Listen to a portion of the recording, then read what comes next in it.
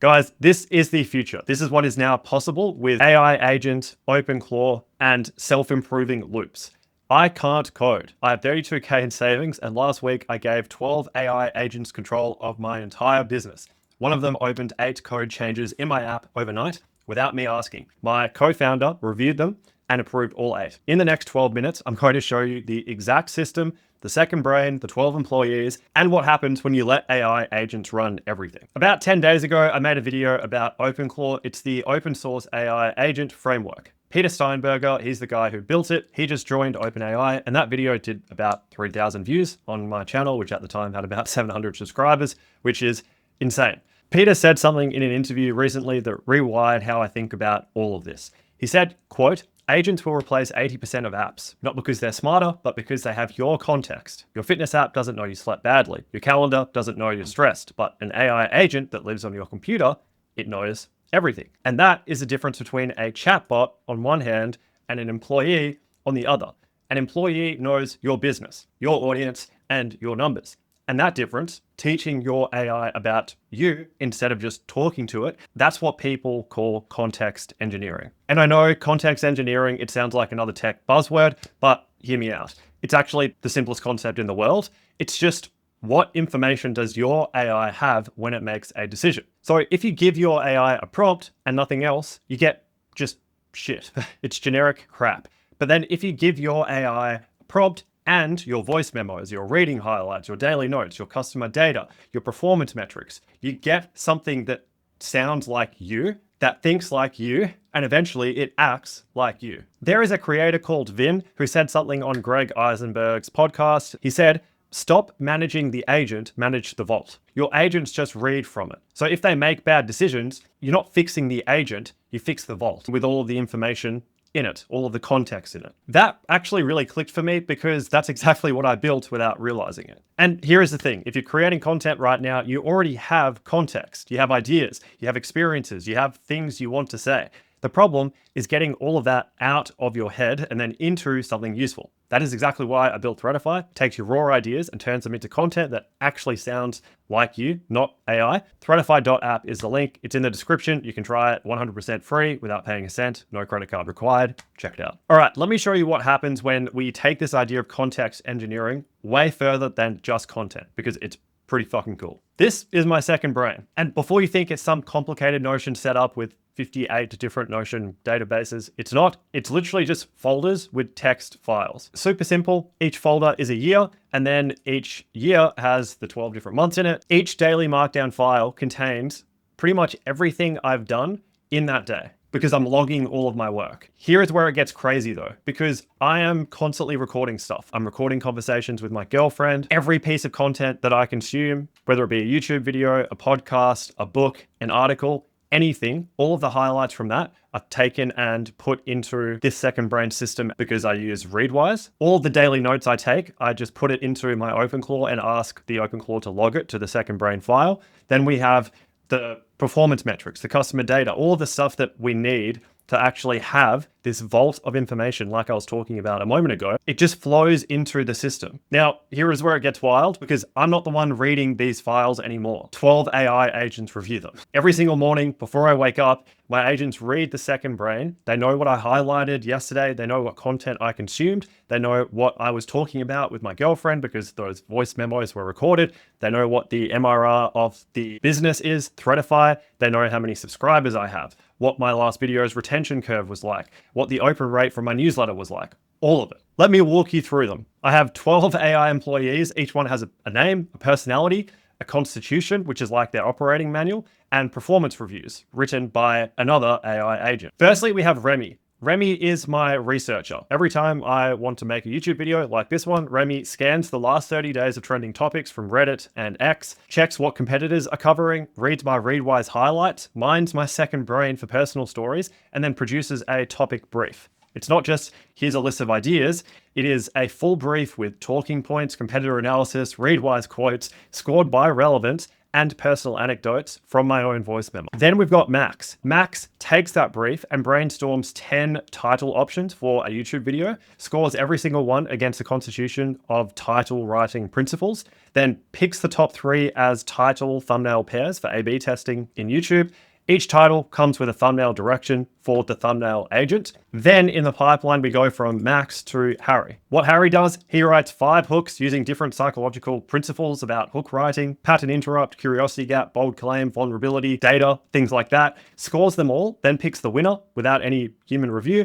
The hook you heard at the start of this video was actually written by Harry. Then Sage and Teresa, they run in parallel at the same time. Sage writes the full script. This script, the words coming out of my mouth right now, using Harry's hook word for word as the opening, and then Teresa generates the thumbnail options that are matched to 3 title pairs. Then we have Enrique, one of my favorite employees. Enrique designs the diagrams and visual models that you're seeing on the screen, everything inside of Excalidraw. These 6 employees, Remy, Max, Harry, Sage, Teresa, and Enrique, that's all in the pre-production phase.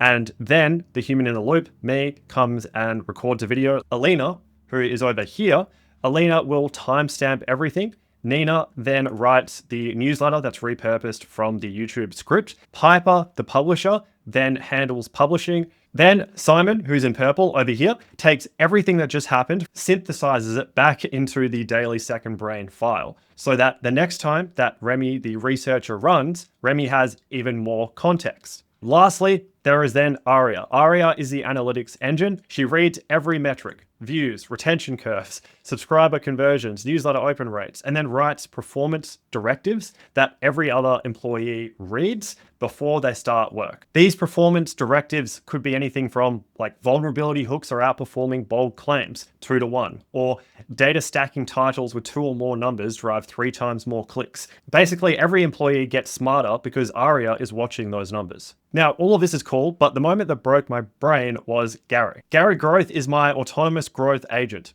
He's not part of the content system or the pipeline that I was showing you a moment ago. Instead, Gary looks at my entire business and finds ways to improve it. Now, a few days ago, I woke up and Gary had opened 8 pull requests in Threadify's codebase. 8 blocks of actual code changes, tracking fixes, safer routing, rollout controls, pricing clarity, experiment configurations, things I didn't explicitly ask for.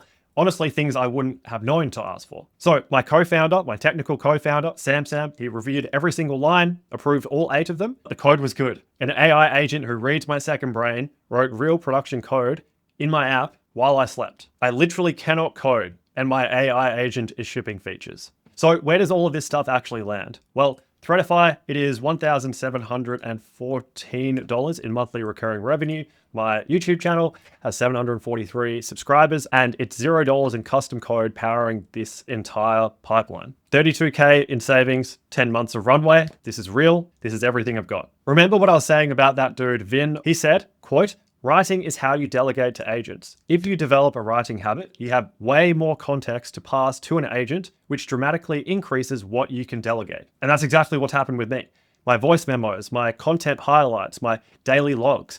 It's not just journaling. This is all fuel for my 12 employees. And here is where all of this goes next. My girlfriend said something that I keep thinking about. She said, once you've Gary growthed every single system in the business, then you can commoditize and actually sell something like Gary for other people's businesses. An AI agent that is dedicated to one thing, growing your business. If that is something that you can actually reproduce and then share with other businesses, that agent is priceless. Okay, look, I know all of this sounds like a lot. 12 agents, 82 skills, second brains, but I didn't start here. 6 weeks ago, I had 0 agents. So if you want to start, here's what I recommend you do. Firstly, start capturing everything, voice memos, set up Readwise so that it connects with different sources of information that you consume. It doesn't matter how messy all of this is, you just need to get it out of your head. Step 2, pick one agent and then just give it one job. Whether that is research, like I have Remy, or titles, which is Max, or hooks, which is for Harry. Just pick one use case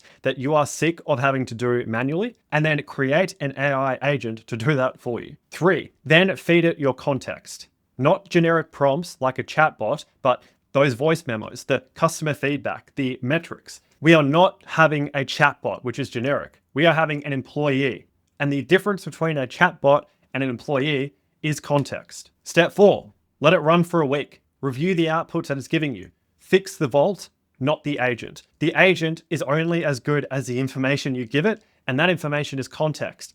Give it everything. And then step 5, once that first agent is running and you're pretty happy with it, add a second one. Connect them. Watch what happens. This entire pipeline, it feeds into one product, Threadify. Every improvement Gary makes, every insight that Aria surfaces, every newsletter that Nina writes, it all exists to make Threadify better for you. The same AI that writes my scripts also analyzes what my audience wants. And that's how Threadify gets better every single week without me writing a single line of code. Quote Glenn, one of our power users, he said, after 4 posts, barely any editing needed. And that is because the knowledge base inside of Threadify is overpowered as fuck. It's got all of these facts about you so that you can literally just prompt your own content employee inside Threadify and it will automatically incorporate the way you write because it knows facts about you, about the work you do, about your audience, about your writing style, and about your offers. That is what context engineering does when you give your AI your real context. Try Threadify for free. There's no card required. Link is in the description.